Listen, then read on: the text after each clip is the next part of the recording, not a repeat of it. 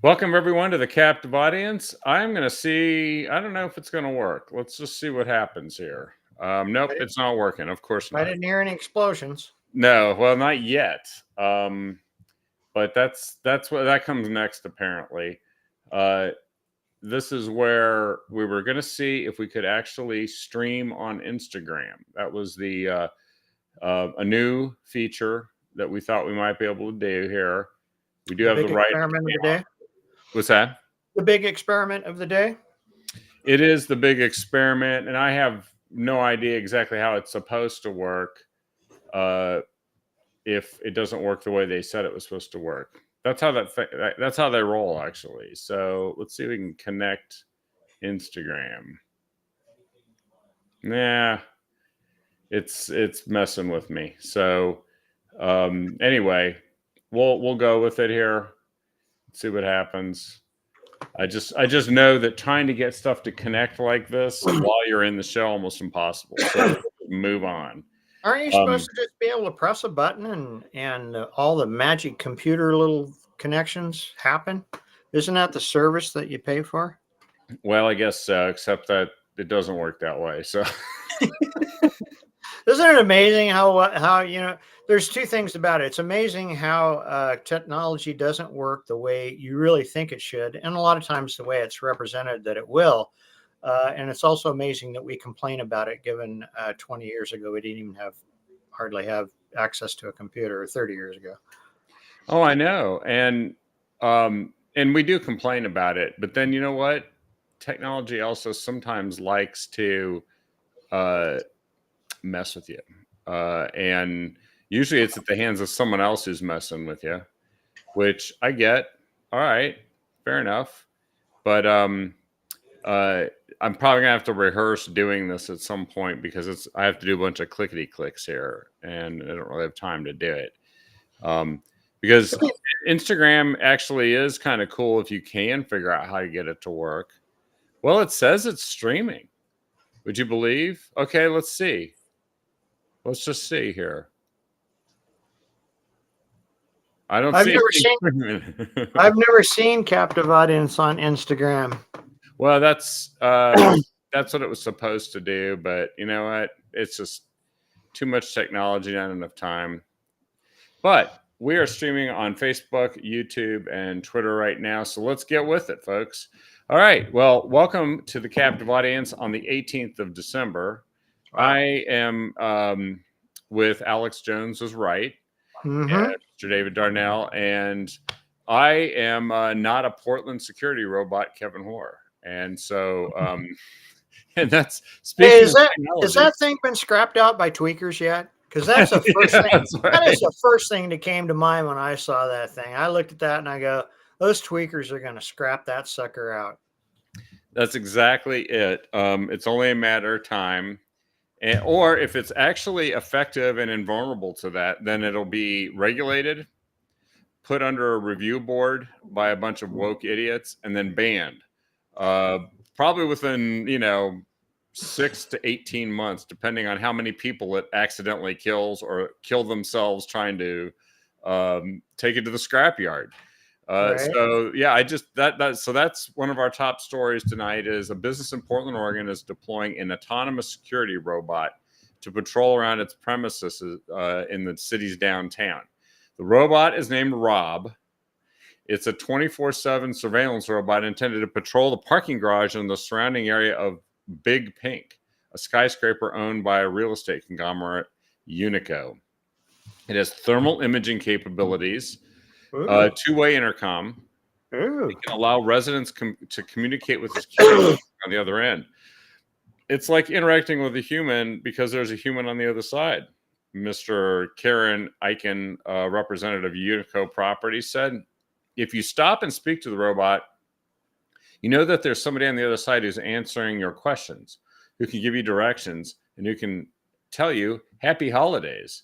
Well, okay. Apparently, it's not going to be programmed to wish you a Merry Christmas. It is already politically correct. I think they should make an entire television series out of the interactions of this robot with all the tweakers downtown, Yeah. all the bizarre people, the Antifa crowd. There's endless stories, isn't there? Well, yeah. I mean, yeah, you could probably download or hack the memory in that thing and have a 1 million view YouTube account no time at all. Did they give it a name, Kevin? Rob. Rob. Yeah. I don't know, what other name it might have. It just says security on the front of it. It kind of looks like the top of a cone head, one of the cone heads. Yeah, I've seen it. Yeah. Yeah. And you can watch the video of it on Twitter. And but you know what? I just think RoboCop hits Portland, and then they have to program it so that it also is a woke idiot robot, right? Right. That's the key. Right. It's Right. like, I am sorry, you are having a behavioral health crisis. Let me call Portland Street Response and get you a granola bar, something like that. Into Starbucks. Right, this stuff writes itself. Well, if the thing would retrieve coffee, I'd be all for it. I mean, if I lived there and it were, if it were at my disposal, I'd say, hey, Rob, go get me a quad shot Americano with cream. Well, and this robot is going to have to be trans. There's just no two ways about it. Otherwise, it'll be attacked relentlessly by Antifa. It's like, my pronoun is, and then you got to come up with a robot pronoun. I am a trans robot. And, there's just a whole bunch of woke language. I am ashamed that I am on the land of indigenous people. Well, I did notice one glaring fault with Rob. And that is Rob is white. Oh, that's true. He is suffering from white robot privilege. So he is inherently bad. Yeah. Obviously racist, misogynist, homophobic. Even if he's trans, right? He's homophobic. He's a xenophobe. And he probably needs to be scrapped out by the tweakers. Well, that's only a matter of time. In fact, I think what you'll see within about a week is somebody smoking fentanyl through the robot. It'll be like a giant fentanyl cooker or something. And you'll just see like flames coming out of it. And just all these people surrounding it. This is, like I said, the Hollywood script is you could literally surpass Portlandia in the number of episodes. Well, you could take a robot like Rob and you could program him to administer Narcan, dispense tinfoil and lighters. It's probably not legal to get him to actually sell the fentanyl, but you could sell it to Portland for a couple $1 million. Problem solved. There you go. Our fentanyl problem is solved. We have Rob. I am a trans harm reduction robot. I will assist you in killing yourself with fentanyl. Please die slowly. Something like that. No, we didn't prepare for this show, folks. We are literally just making this up. So I think he looks a little bit like the Lost in Space robot. He looks a lot like C-3PO too. Yeah. There could be some actual trademark infringement there. I'm not sure. Yeah, and I'm just wondering if he vibrates or something. It just looks a little weird. Like there's a knob on top. I don't know. I'm still thinking about what those must be some kind of sensors. And what they should do, they should get a comedian to be on the other end of the two-way radio. Yeah. There you go. Like primetime Alex Stein would be great. Yeah. Wouldn't it? Oh. Or maybe Bill Barr. Who's that? Bill Barr. He's a comedian. He's kind of a lefty, but he's a pretty damn funny comedian. Yeah, I think that there's a real opportunity for comedy, entertainment. Actually, you could use AI to install. You could. Sam Kinison. Oh yeah. Yeah, wouldn't that be fun? Kind of the verbal chat GPT thing sitting there generating like, oh, screaming at people on the street. you're an idiot. Oh. Yeah, no, that would be that. And we have literally only been talking about this like since we launched the show. We did not prepare for this at all. And in 15 minutes, we've written an entire season of scripts and one-liners. That's what we do for all of you guys. There is Well, no end. pretty soon you could have a reality series once other cities adopt this. It'd be like Housewives of Beverly Yeah. Hills, and then Housewives of all the various areas where they all get together and they're Housewives of the various areas. This could be the robots of various cities, and it could be good.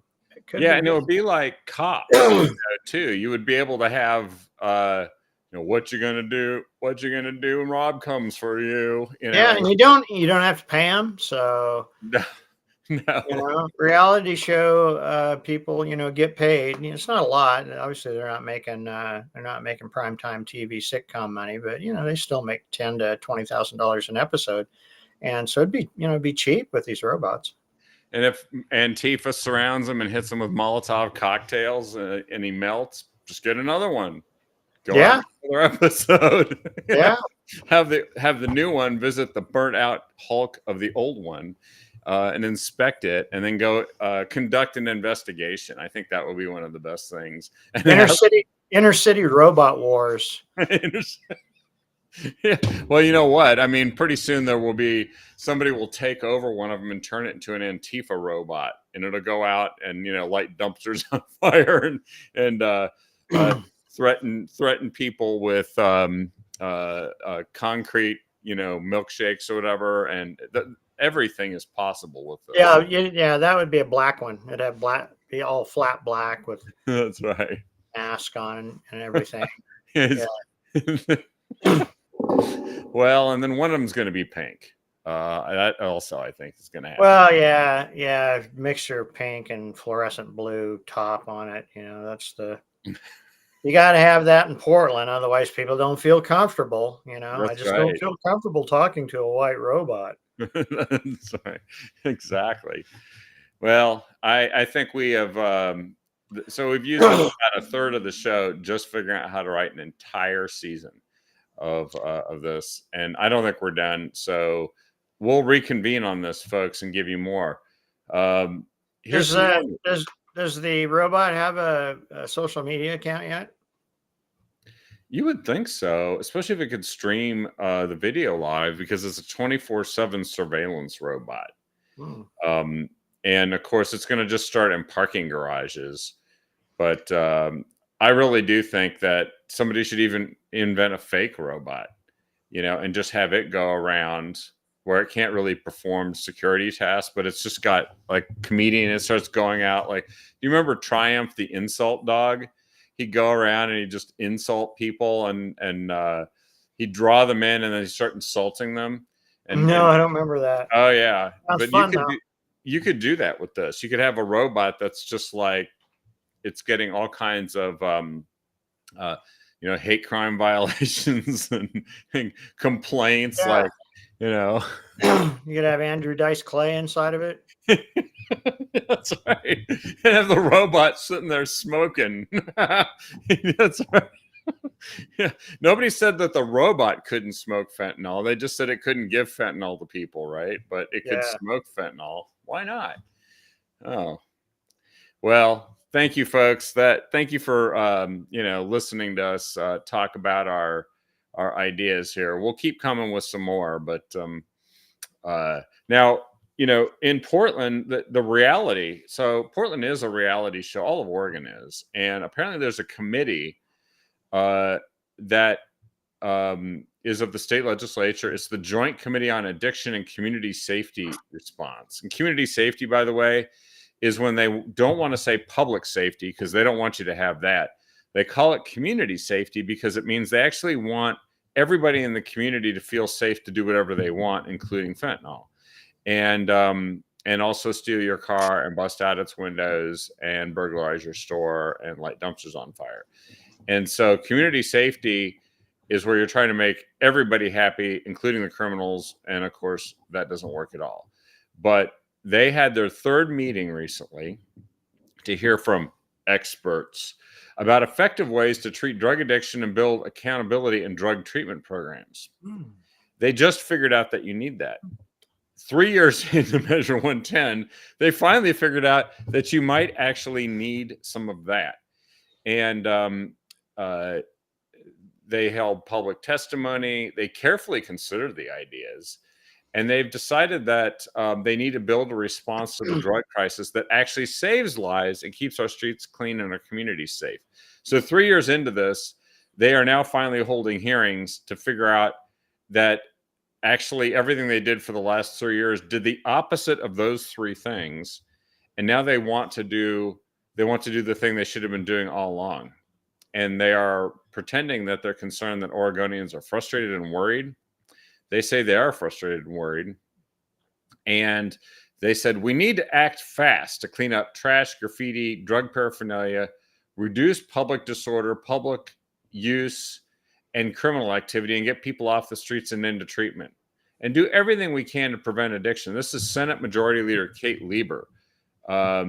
So she's leading the way on all the things that they just said they figured out after 3 years people actually want and haven't been getting. They said that they got some testimony that tells them how to do this. The article, unfortunately, contains absolutely no details on what those what that would involve. So this is one giant. They'll need a committee. Exercise. Yeah, they'll need a committee for those details. You have a hearing, and then you assign a committee to get to the details and bring in more experts on the committees to give you all the fine details. One has to ask, Kevin, how did this all work before 110? Yeah, they claimed it didn't work very well, but apparently it's working so much better now that they say they are saddened and desperate. But weren't there fewer people looking like zombies on the streets before Measure 110? Indeed. Weren't there fewer than 2 or 3 overdose calls every hour before Measure 110? And now there's like 20 or something. It's something insane, right? Yeah. And I think that what they should admit is that actually it has been working. Everything that's been happening, they not only could predict was going to happen, but it was what they intended to have happen. And what they feel bad about now is that they may actually face the consequences for being in charge of all of this as it did happen. So they say they're frustrated and worried, but I think they're frustrated and worried about somebody finding out that they actually thought this is a good idea in the first place. That's what they're frustrated and worried about. Yeah, well, the voters are apparently getting what the voters deserve. So the voters passed this stupid thing, and we had that discussion on this particular show. The misleading ballot title, people who don't read the fine print, and I mean, I can't see how anybody would vote for this again, but I would love to see it go back to the voters and see what the voters think about it. I mean, if we just did nothing more than enforce the laws against their behavior, the public intoxication, the public drug use, the theft, the littering, all that stuff. I mean, most of it would go away, or we just get rid of the Narcan, and in probably 6 months the whole problem's solved. Yeah, there won't be anybody walking around to talk about what a great idea it was in the first place. And yeah, that kind of goes to the territory, doesn't it? It's that it's a temporary situation by definition, because there's no way that you can actually sustain such a situation indefinitely, one way or the other. What they're concerned about is losing their jobs politically, and that's why they're doing this. Because what they've created is a nice, cozy, I won't say safe, but a nice, cozy, enabling environment for very, very dangerous drug use. No other way to put it. I mean, if you're not gonna if you're gonna bust somebody with 11 million hits of fentanyl and let them walk, I think it's pretty serious that you don't pretty clear that you're not serious about the fentanyl problem in America. No, that's right. That's exactly right. Well, so here's something interesting. It turns out that even the feds have had to report that Oregon has the second highest percentage of unsheltered homeless. So basically, we have the second highest percentage of people that just live outside. Percentage of population? It says that approximately out of 20 residents out of every 10,000 are homeless in Oregon. And that it grew by 25% between 2021 and 2022. And the number of people who left homelessness and found permanent housing grew by 8%, which means that it's just they're falling behind. Yeah. There's no way they'll ever catch up. That's like saying what I'm going to do is I'm going to go at 45 miles an hour, and I'm going to try to catch a car that's doing 75 miles an hour. When will I catch the car? It's a math problem that I guess a lot of people in charge of the state can't do, which is never. You will never catch up with the problem. Unless, of course, as you mentioned, a lot of the people who are actually doing drugs and don't really care about living in a place kill themselves with the drugs, and then you do catch up, right? That's the only way you catch up, which they say they don't want, but then they're handing them fentanyl, straws, and foil. Yeah, I can't imagine why the homeless population would grow exponentially in a state over a very short period of time that has legalized drug use, drug possession for personal use, legalized camping anywhere outside, refuses to deport people who are in the country illegally, doesn't enforce, a lot of laws that would suppress human trafficking. I mean, it's just we've created a mecca. The only thing we don't really have, Kevin, is the weather. You know. Yeah, and we know that the weather has contributed to people feeling like it's mild enough that they can survive here, besides the permissive legal environment. But here's the percentage issue that as I scanned down through the article, because I did read it once and I couldn't remember exactly what the percentage thing was. And they say this is the rise in first-time homelessness, but then they just give this, well, it's recent changes in the rental housing market and the winding down of pandemic protections and the programs focused on preventing evictions and housing loss. And we all know that's just complete BS. That's not why it increased by 20%. It increased by 20% because fentanyl and meth flood across the border. Everybody knows they can come to Oregon and do as much of it as they want cheaply, and no one will do anything about it. And you can just live outside, poop and throw trash everywhere, and no one's going to arrest you. So that's that. I don't know why the article seems to omit that, but I think it's because they actually know that's the reason and they don't want to tell you. So in Oregon, researchers estimate, so the nationwide, there's 653,000 people that are considered homeless. In Oregon, they estimate that there's about 20,000 people experiencing homelessness, which that cannot be. That's too low a number. It's just not possible. Yeah, doesn't Portland claim 6,500? Yeah, and the thing is, I know that can't be true either. They do these point in time counts, which are almost like they must have the people that are in charge of duck goose or something, trying to figure out how to count them, because they always end up lowballing it. And then whenever they talk about how many people they've gotten off the streets, they highball it. And so that makes you think you're actually getting it solved, when in fact they often are doing almost nothing to get somebody off the street. They're handing them stuff that keeps them on the street. But here's the thing. Out of those 20,142 people, 13,004 of them, or 64%, 64.6%, are unsheltered. They say that includes 3,900 people with families. But yeah, they're unsheltered.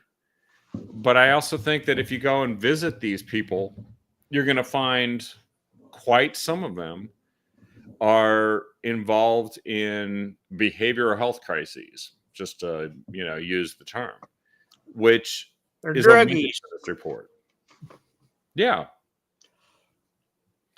So the other ones that had big increases are New York, California, Florida, Colorado, Massachusetts. New York's homeless population grew by 39.1% in the same period.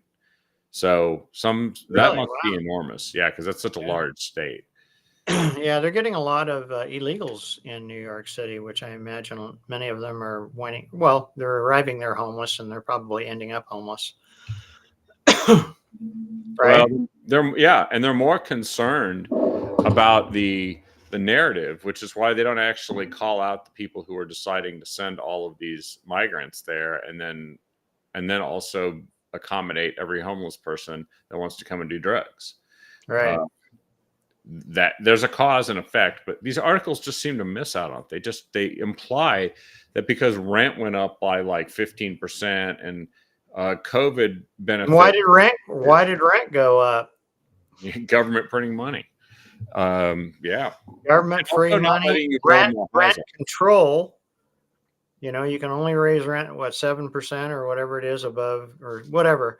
So now landlords who never, rarely raise the rent are now raising it every year because if they don't, they'll, and they need to at some point in time, they won't be able to because of government control. And then you have, statewide LCDC land use, which, excludes 98% of the land in Oregon. In the state. That's right. In the state, 98% of the land can't have a house on it for somebody to live in. And then they're like, why don't we have enough houses? I don't know. Huh. And then if you do find a place you can put a house on, it costs you $50,000 to $80,000 just for permits. Yeah. And SDC. So government caused this problem. Government is still causing this problem, and government can't solve this problem, and government will make the problem worse. Yeah. So all the pontificating by the experts is just it's just pointless. Well, I think that there's a good chance that as we get into what's really happening in the state with what Measure 110 has just exacerbated, they're going to find that there's a connection between that and the homelessness. And then all these things that are doing, which are actually preventing us from even having more housing, they will find that they're the chief cause, the cause of the increase in homelessness by the policies they put into place. And they're the cause of why you can't actually produce more housing anyway. So it's like the biggest problem is that the government's making the problem really bad that it says they are desperate to solve.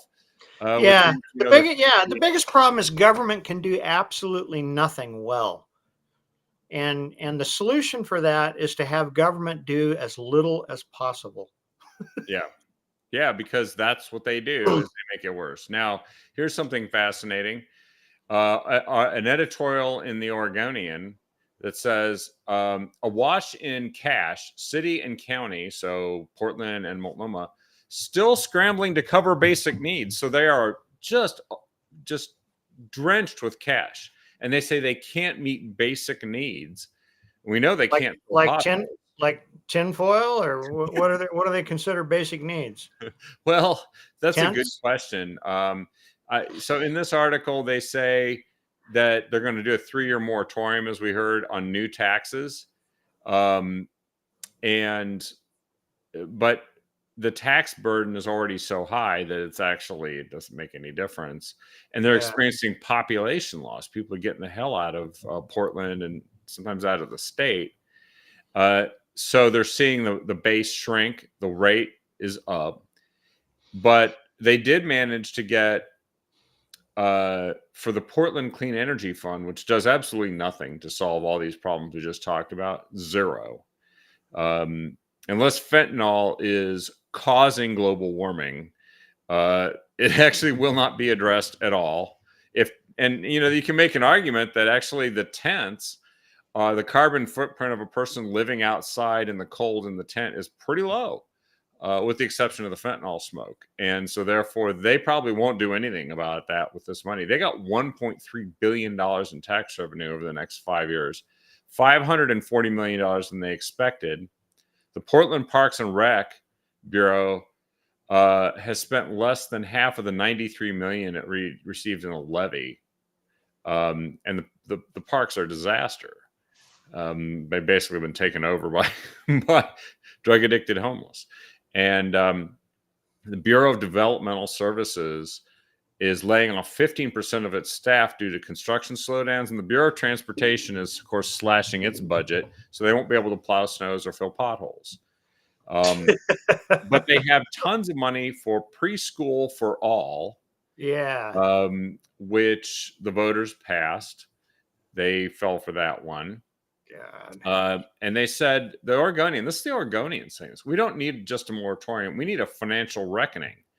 We need our local jurisdictions as well as the public to examine how we pay for public services, decide on priorities, and strategize how better to meet obligations, which is a kind of a mealy mouth way of saying, actually, you just got to stop taxing everybody to death because you're not getting anything for it.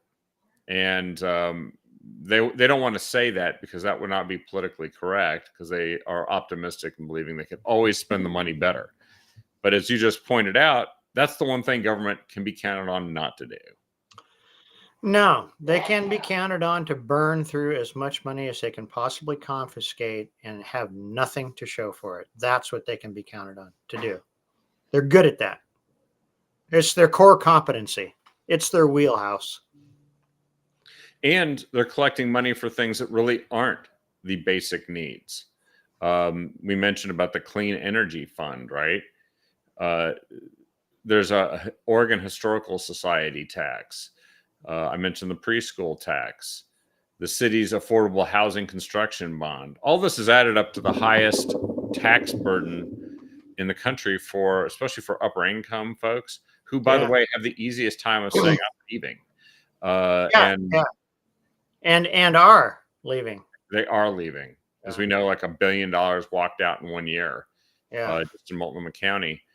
And so, the basic needs, the things that the county and the city are supposed to be doing, they just don't have any money for because it's all in buckets for stuff that the county doesn't desperately need.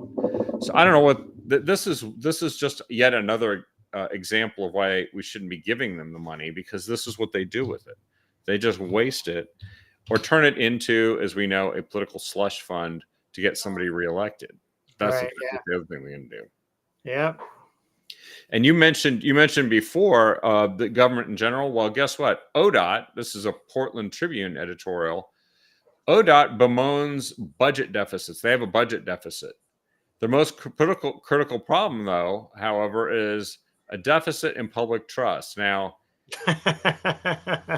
and this one is co-written by Sarah Iannarone. That name rings a bell. She's the Antifa candidate for mayor.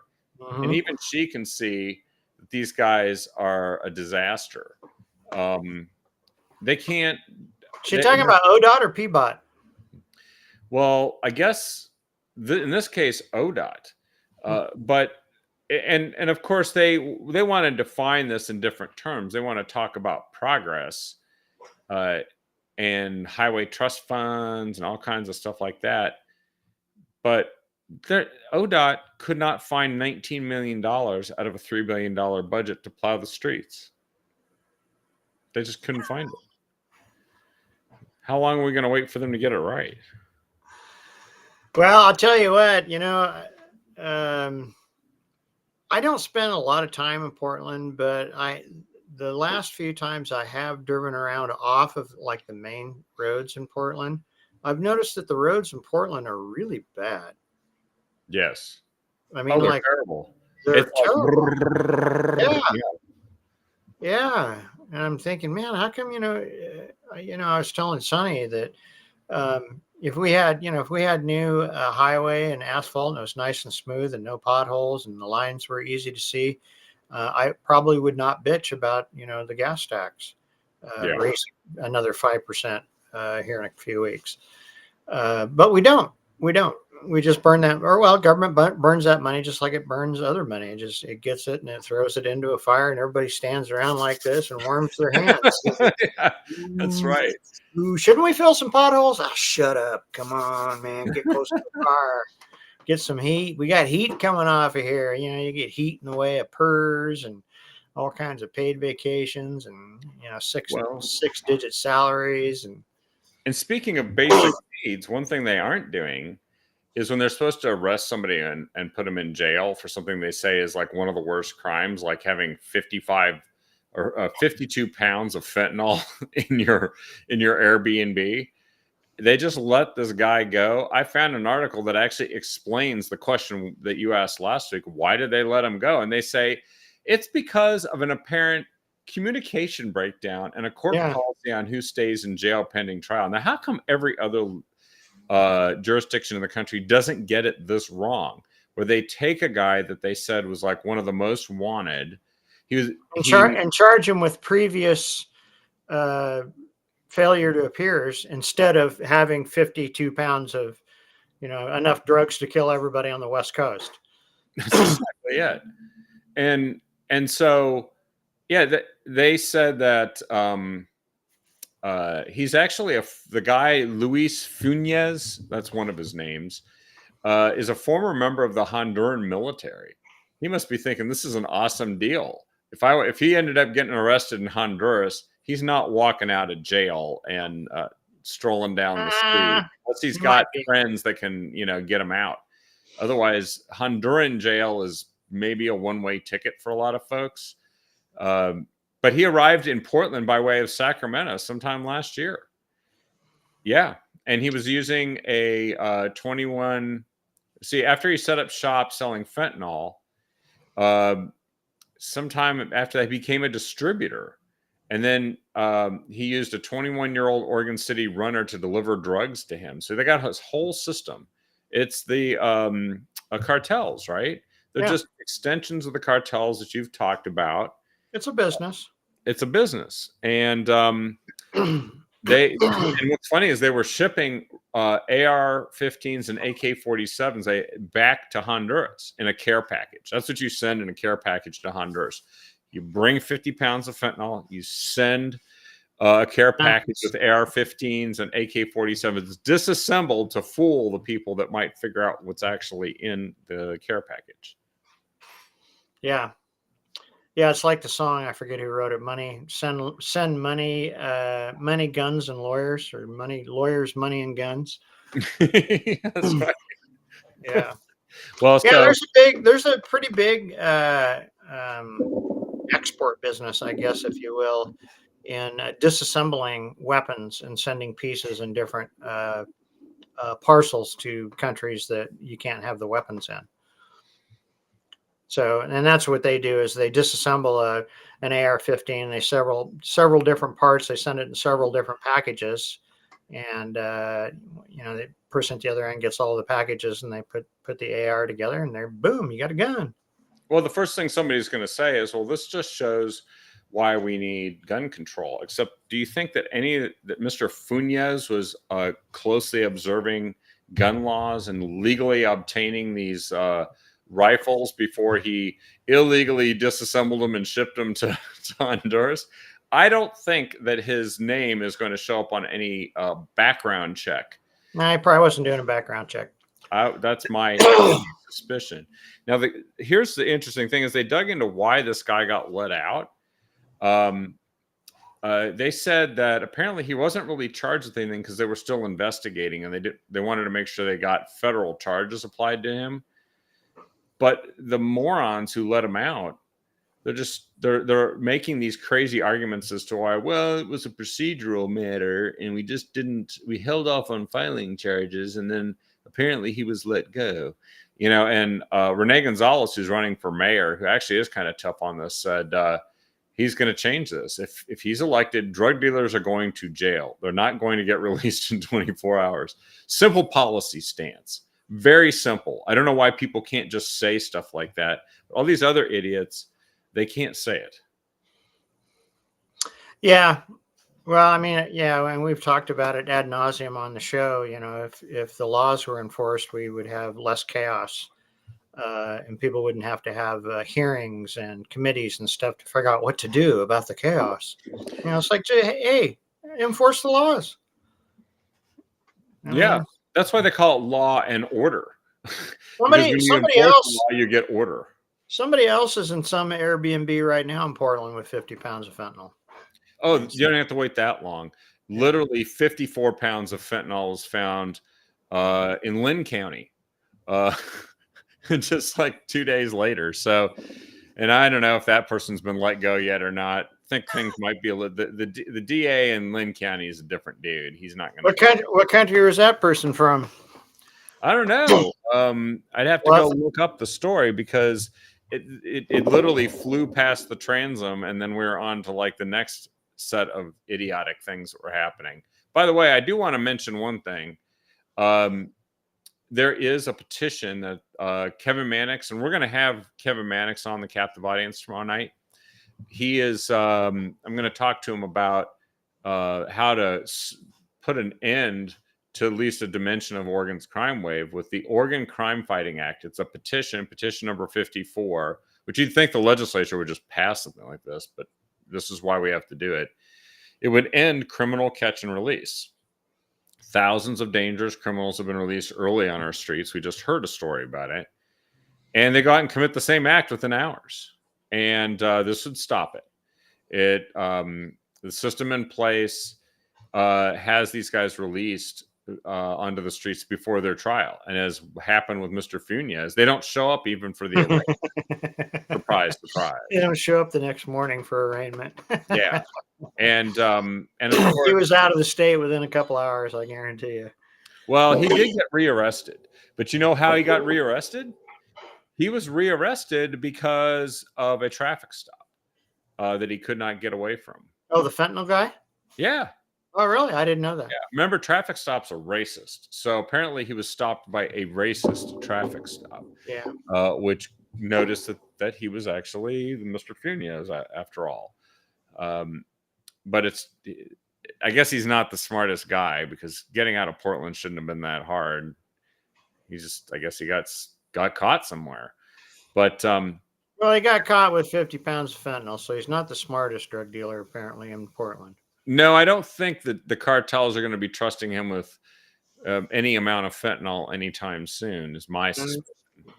No, if he's going to jail, he might fall down.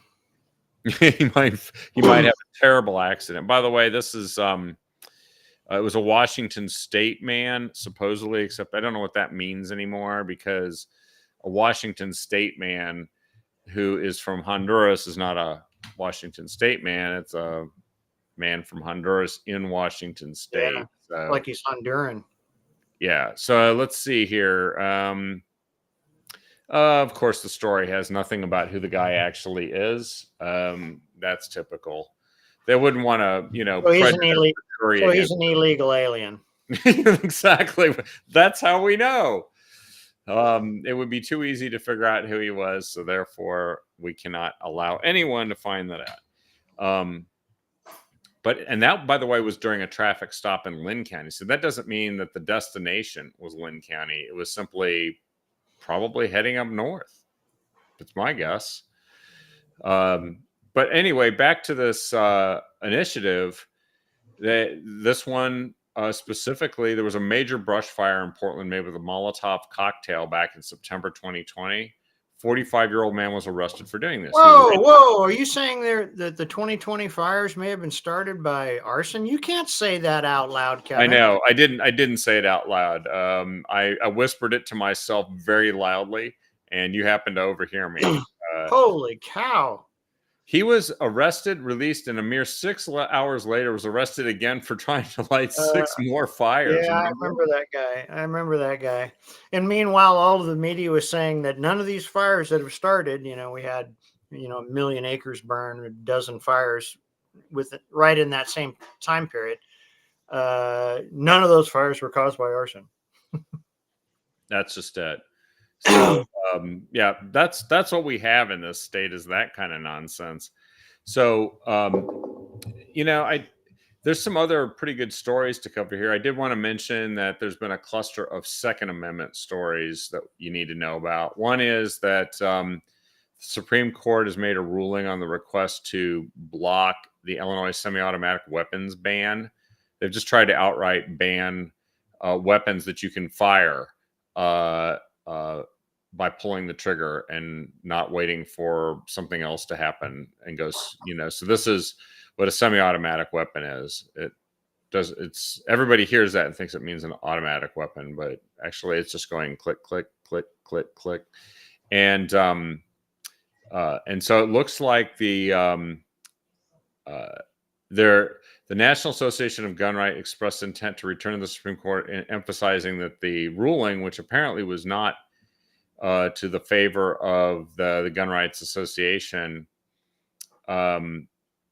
they've upheld an Illinois law banning high-powered semi-automatic weapons, denying a request for a preliminary injunction, which means they don't necessarily believe that they'll prevail in this. So I don't know where this is going to go, but if you thought your Second Amendment rights are safe, every week there's some kind of contradictory ruling from someplace, and we're going to have to see. So that's some news. It turns out that the Biden administration has also announced new gun control pushes that include 2 executive action and a pressure campaign on the states. The pressure campaign is called the Safer States Initiative. And guess who? Vice President Kamala Harris is taking center stage on this, which just tells me actually they'll probably F it up because that's all she does. And she's her own work spokesperson. So maybe there is hope that she'll sabotage the program by being in charge of it. They said that they want to establish offices dedicated to gun violence prevention in every state. And they also have executive action to provide model legislation that states should adopt to regulate how gun owners store their firearms and how lost or stolen guns are reported to authorities. So they want to go in. And of course, that's all. Did you notice they said gun owners? So people who legally obtain firearms, this is what this is aimed at, not people who illegally obtain them and commit crimes, which is actually criminals. No. Right. And they say that in the months ahead, the Office of Gun Violence Prevention will work with these states to make sure that they have the resources needed to advance their life-saving agenda. They're going to build and strengthen crime gun intelligence centers, which means that you're going to generate leads so they can go after people that are law-abiding. And then they're going to say that it's because they're going to catch criminals and identify. Why don't they go after the criminals that are flagged on the background checks? There's plenty of them. Plenty of people that try to get a background check who can't pass one. And I mean, how come the cops don't show up at their place? Yeah. Because they actually identify themselves when they do that, they do. Right? They now, they say they're going to hold the gun industry accountable because apparently, since the guns themselves are the only thing responsible for the guns being used, is they're going to go after the gun industry, and so they have to take away the guns. The whole globalist agenda, America is the big problem in the globalist agenda because we're armed to the teeth. Now, I must admit, and I'll say the quiet part out loud, we're the most heavily armed citizenry in the world, and yet we do absolutely nothing about the crooks that are running our government and stealing our money and killing people. I don't understand that. So maybe we deserve to have our guns taken away because apparently we're too chicken shit to do anything about it. But you can't get rid of America without getting rid of the guns. So actually, you can get rid of America if you do get rid of the guns. Maybe that's the way to put it, right? Right. Well, so and believe it or not, this entire effort of the Biden administration is being funded along with all the think tanks that come up with this stuff and promote and establish, a bunch of paid staff all over the place to go and augment these efforts to go and get this stuff implemented. It's being paid for by a cluster of to put it mildly, left of center organizations. The Ford Foundation, Arnold Ventures, the Pew Charitable Trust, John T. and Catherine T. MacArthur Foundation, the Just Trust, and the David Rockefeller Fund. All those things have been taken over. Gotta get those Rockefellers in on that. That's their part of their plan. Yep. Yeah. Well, hey, did you watch? Are attending that thing in Switzerland, right? Yeah. Did you watch the Tucker Carlson interview with Alex Jones? Not yet. I haven't got to watch it yet. You need to watch it because Tucker Carlson asked him, he goes, well, how do you know all this stuff, seemingly know all this stuff before it happens? How do you predict this stuff with such accuracy? And he goes, I just read everything that they write, that the Rockefeller Foundation writes, that the WEF writes. I just, I read all of the reports. I read all of the UN agenda things. He says, I watch their meetings on YouTube. And he says, they tell you what they're going to do. Yeah, they do. Like, actually, here's one. These organizations fund the Bail Project, which is a group that bonds people to get out of jail. The Indianapolis chapter successfully got a guy out of jail with an extensive criminal history who went on to murder somebody in 2021. These stories can be found everywhere, and money well spent according to their plan. Yes, yeah. And there's a group. It's the acronym is the CCJ. It is, I'm trying to find what the name of it is. It is it's the Council on Criminal Justice. It's a so-called nonpartisan organization, which is the thing that's received millions to go and combat what they say are the substantial increases in community gun violence. See, they're throwing in the word community now. Yeah. They don't just say gun violence anymore. It's community gun violence. Yeah.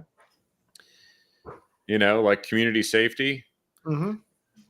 So yeah, we have to have safe communities. Safe communities. We need to get the guns out of the people who are not committing crimes so they can be safer. Well, and actually, the word community is being used here to make it so that it's not actually the fault of criminals, individuals who have taken direct actions, but that it's just the entire community. Therefore, we have to penalize the entire community for being a community, because that's the only way that you'll actually get rid of all these problems is punish the entire community. Right. So a couple more stories. There's a great story about how blue states are stripping rural counties of the ability to prevent green energy takeover of their communities, where, people come in and they basically just force you to take solar panel projects and windmills.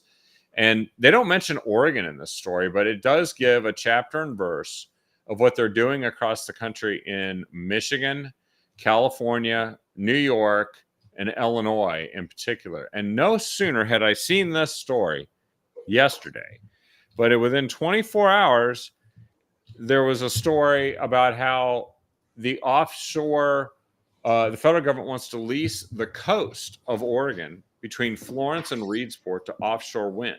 And the only thing I'm certain of is that the people on the coast don't want this at all, because they literally scream their heads off at these guys at so-called listening sessions. You know how when they're not going to pay attention to you, so when they call it a listening session that absolutely has no power or force, no matter what you say, the Bureau of Ocean and Energy Management can come in and do whatever they want after they're done listening to you.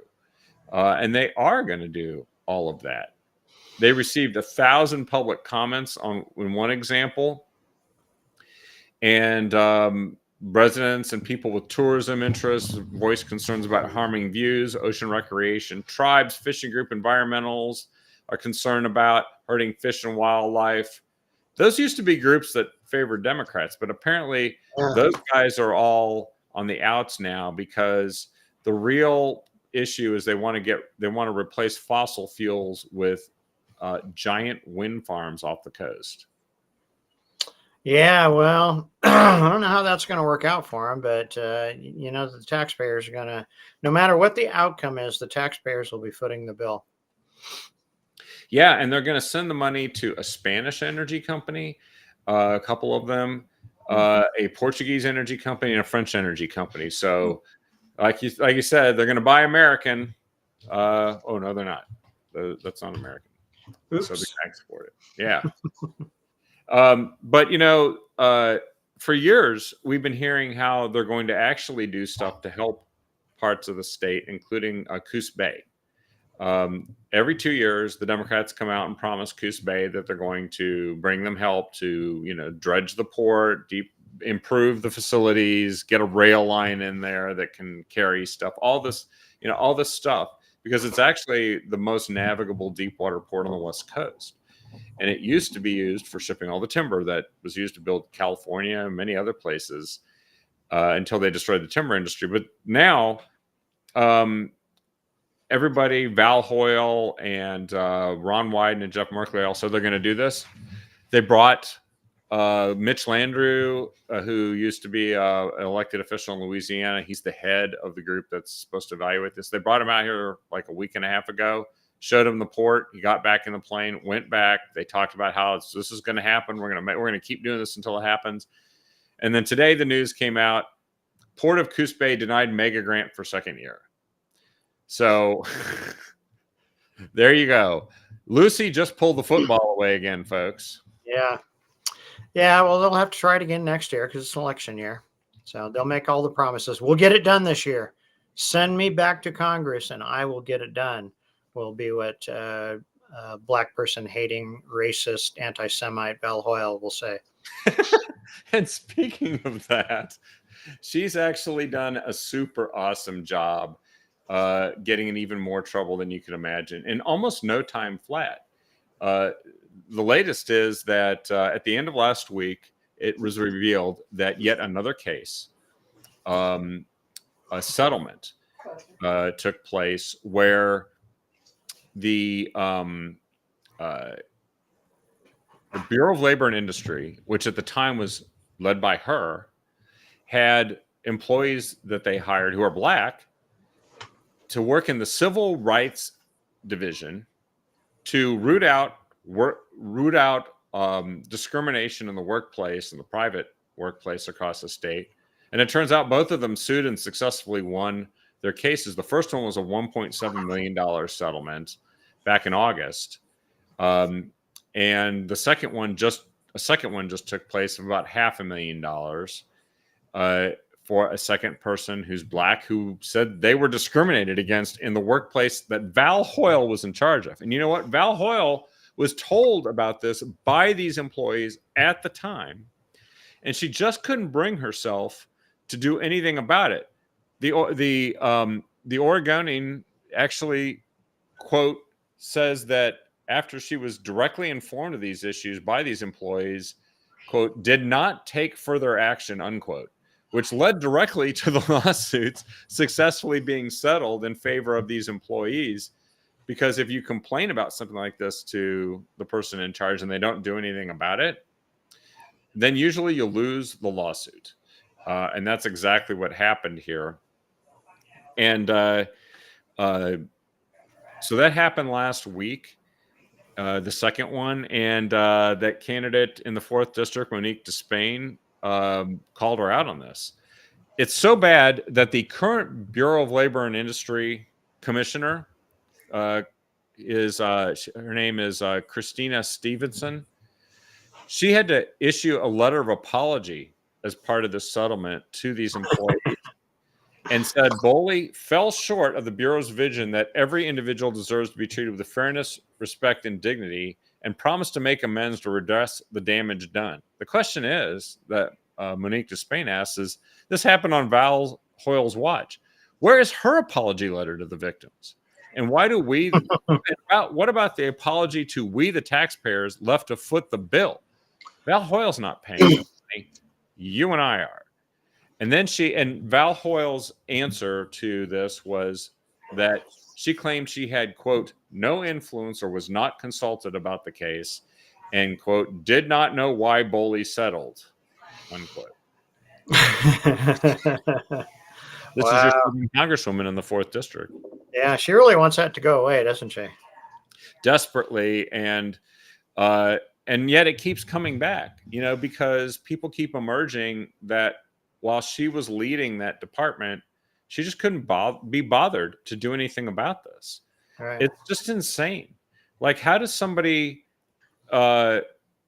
she's desperate to get somebody to pay attention to whatever else she's doing, whatever money she's trying to bring to the district, which she just failed to do in the case of Coos Bay. And then she actually gets nailed again for doing this stuff, which it was her job to combat.